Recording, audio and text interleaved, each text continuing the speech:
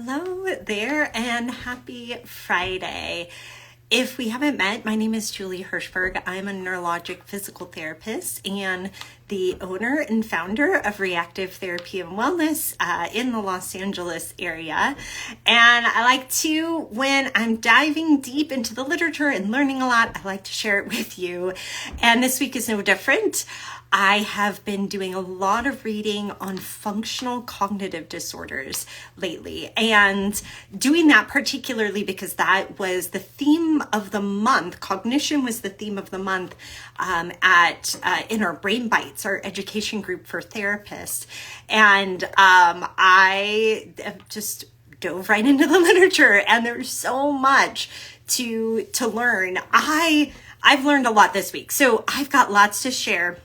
I'm going to share a couple of images here to get started, and maybe start with a couple of the articles just so you know where a lot of this is coming from. So there's a group in the UK that does a lot of research in this area.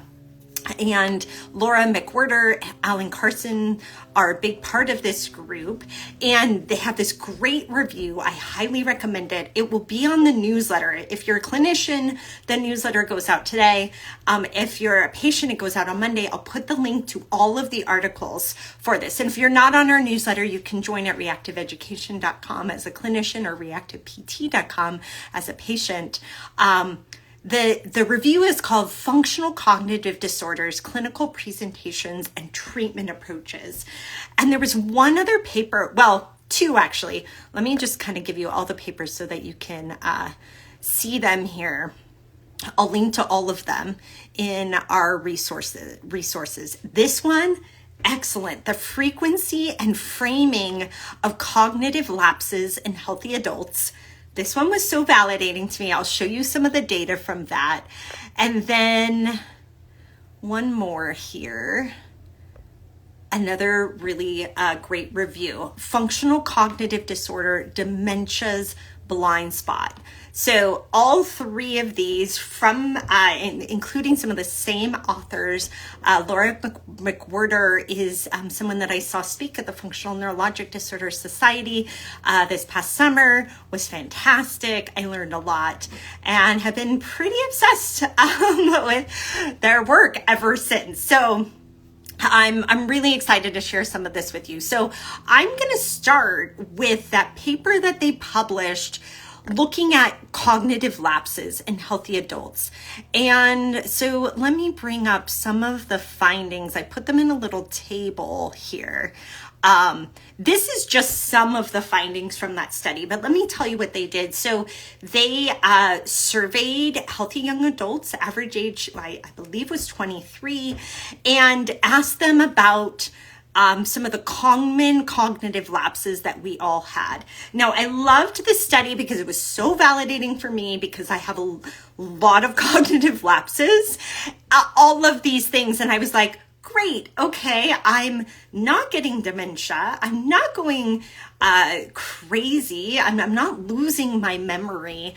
I'm just like all the other 23-year-olds, and I'm not even 23. So what they found is at least once a week, the 55% of the participants in this study had absent-mindedness and daydreaming during conversation.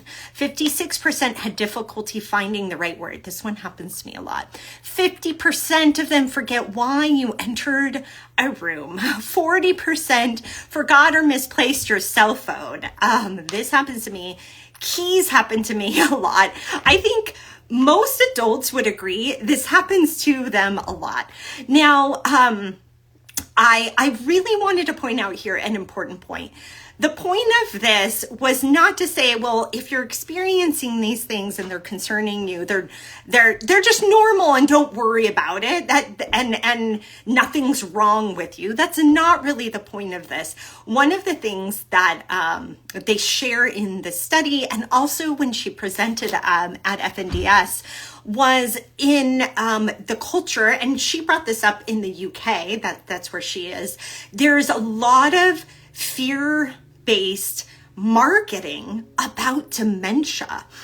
She showed pictures on the side of buses of like, is dementia coming for you? Just a lot of fear-based marketing on losses of cognition. And so they found that she works in a memory clinic, so works with a lot of people with memory disorders. And, there's a spectrum of memory dysfunction for sure, and executive functioning, all of those pieces of cognition that are important, and found that there was a lot of education about what might be considered normal, and particularly in folks that were really concerned about dementia. So maybe a parent or a family member had it. There's that concern that they might also have it. And that was kind of one of the pieces of the study is like, well, actually, not everybody's getting dementia. A small portion of people are getting dementia. And some of these things are really quite normal experiences. So not to diminish these things occurring when they hadn't been occurring before, because sometimes we go, well, what is normal anyway? Normal is different for each person, right? Like my husband really never loses the keys. Me, almost daily. And so if my husband started losing the keys, I would actually be concerned. If I'm losing the keys, I'm not concerned. That's normal for me. So I want to make that point. And yeah, Taryn, so good. Memory is not in a bubble, considering what's going on in life. Thank you so much for saying that, because that was a big focus of globally how they described their approach in the memory clinic was to look at what's going on in life, and particularly attention. And so I think this brings us to functional cognitive disorders. We understand functional movement disorders from there is a part of it is a disorder of attention, right? And so we do understand that movements change with attention.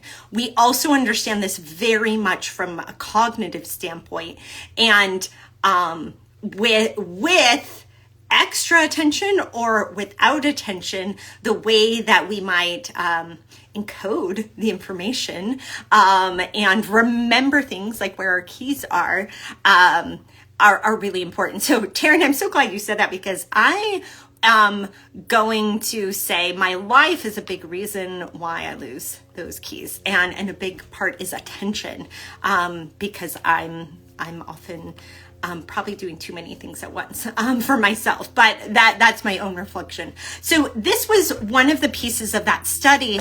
I want to bring up another graph from that study here. Let me see. Oh, it's like so tiny. I don't know that you can kind of see the scatter plot. Let me pull it up here as well. It's pretty tiny for you to see. I want to zoom in on it for you, but this is actually the number of lapses and then the person's age. And most of the people were young, so that's why you see them all on the left-hand side, but you can see kind of a range of lapses. But this was per month. You can see that these actually happen quite frequently for these folks, up at that level of between 10 and 15 are most. So 10 to 15 memory lapses per month. And back to Taryn, I hope I'm saying your name right, back to her point, we might want to think about what's going on in these folks' lives, right? This is a study that was done at a college. You might imagine these are college students, and there's a lot happening in their lives as well. But again, these are healthy adults without brain injuries experiencing 15 memory lapses every month. I thought that data was so interesting, and again, gave a lot of validation to my own memory lapses. So I want to come now to this second study. So that one kind of gives us a background on the frequency, the framing of cognitive lapses, this really great study, I've actually shared about this study before, functional cognitive disorders, clinical presentation and treatment approaches.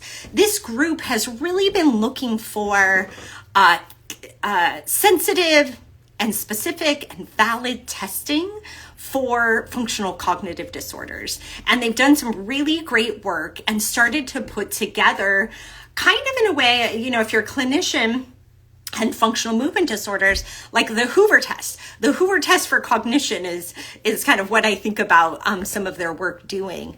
And